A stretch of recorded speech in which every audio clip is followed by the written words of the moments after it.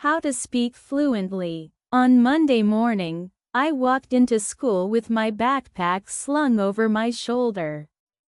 After the weekend, the classroom was buzzing with energy.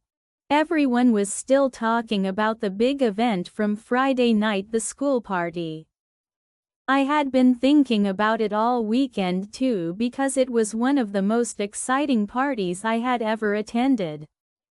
Our teacher, Ms. Carter, always started the week with a class discussion, and today was no different. She stood at the front of the room, smiling, and said, "Good morning, everyone. How was your weekend? Did you all enjoy the party on Friday night?" The class immediately erupted into chatter. Everyone had something to say. Anna, one of the most talkative students, raised her hand and started speaking. The party was amazing. The decorations were so cool, and the DJ played all the best songs. I think everyone had a great time. Ben, who sat behind Anna, jumped into the conversation. "Yeah, the food was awesome too. Did you try the mini burgers? I think I ate at least 5 of them." Anna laughed. 5? That's nothing. I saw Jake eating an entire plate of pizza. I don't know how he didn't get sick. The whole class burst out laughing, including Jake, who was sitting across the room. "Hey, don't make fun of me. The pizza was really good." Ms. Carter let us talk for a while, enjoying our excitement. Then she asked, "So, what was your favorite part of the party?" I raised my hand and hesitated for a moment before answering. I think my favorite part was meeting new people. I talked to Emily from another class for the first time. She was really nice. We even danced together for a while. The class teased me a little, but it didn't bother me.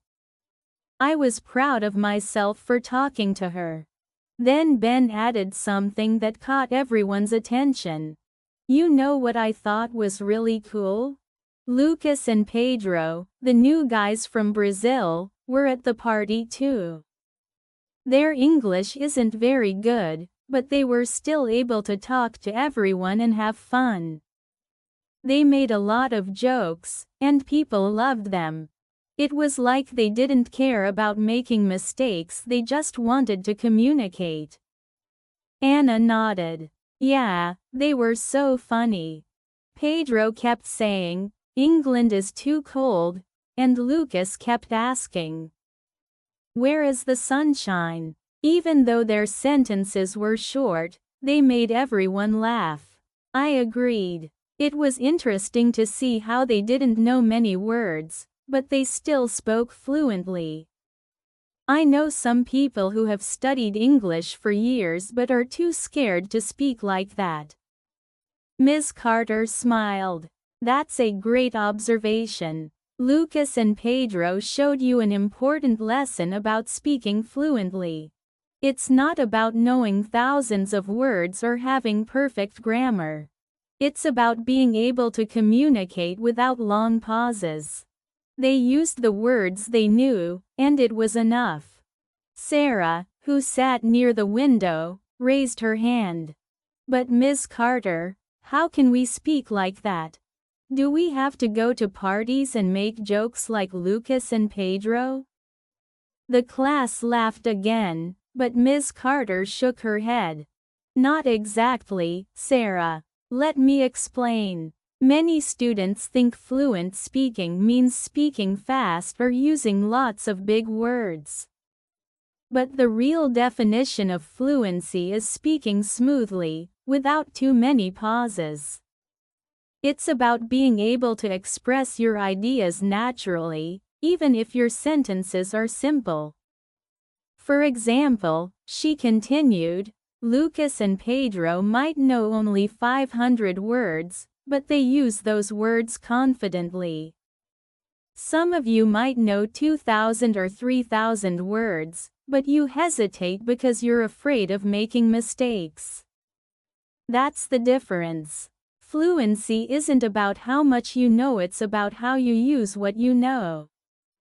Tom, one of my friends, asked, "So, how do we get better at using what we know? Is there a trick to it?" Ms. Carter replied, "There's no magic trick, Tom. If you want to speak fluently, you have to practice speaking. It's just like learning to play a musical instrument or a sport. Imagine you want to play the guitar. You can't just read about it or watch videos. You have to pick up the guitar and practice every day. Speaking is the same. You have to train the connection between your brain and your mouth. The more you practice, the easier it becomes." I raised my hand and said, "I've noticed something before. Sometimes when I try to talk to someone in English, I can't find the right words. But later, when I think about the conversation, I realize I knew the words after all." Why does that happen? Ms. Carter nodded. That's a common experience. It happens because you haven't practiced enough. Your brain knows the words, but your mouth isn't used to saying them. Speaking hasn't become automatic for you yet. The only way to fix this is to practice speaking regularly. It doesn't matter if you make mistakes. The goal is to train your brain and mouth to work together. Sarah asked, "How can we practice if we don't have anyone to talk to? My family doesn't speak English, and I don't have foreign friends." Ms. Carter smiled. "That's a good question. If you don't have someone to talk to, you can practice by thinking aloud. This means speaking your thoughts out loud, even if you're alone. For example, you can describe what you're doing, like, 'I'm making breakfast.' 'I'm putting butter on my toast.' Or you can talk about your day, like, 'Today I went to school. I talked to my friends.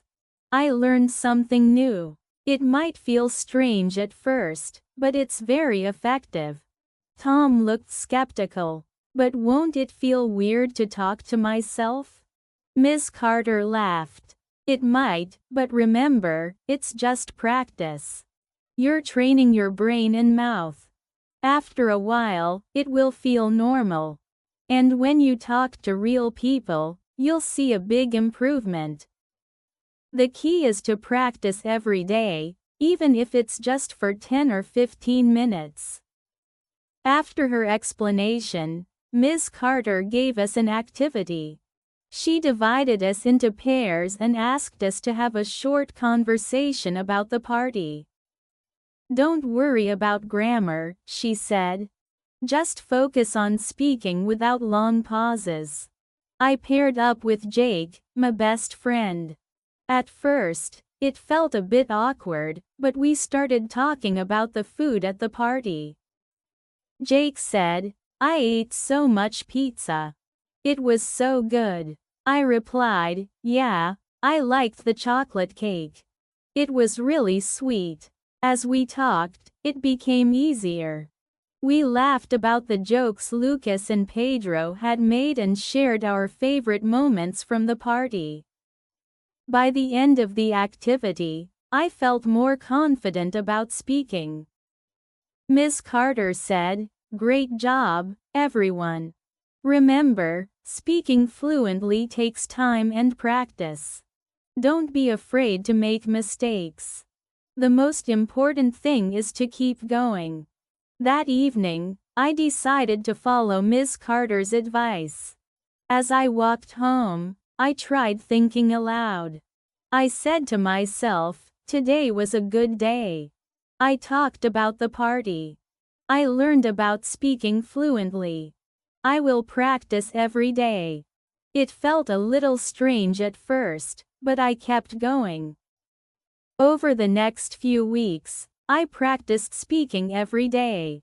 I talked to myself in the mirror, described my day out loud, and even tried to talk to Lucas and Pedro more often. They were always friendly and encouraged me to keep practicing. Little by little, I started to notice a difference. Words came to me more easily, and I didn't feel as nervous when speaking English. By the end of the school year, I felt like a new person. One day, Ms. Carter told the class, "I'm proud of all of you. You've worked hard, and it shows. Remember, fluency is a journey. Keep practicing, and you'll get better every day." As I walked home that day, I thought about how far I had come. I knew I still had a lot to learn, but I also knew I was on the right path. What do you think about this story? Do you think you can start practicing speaking every day, even if it's just a little?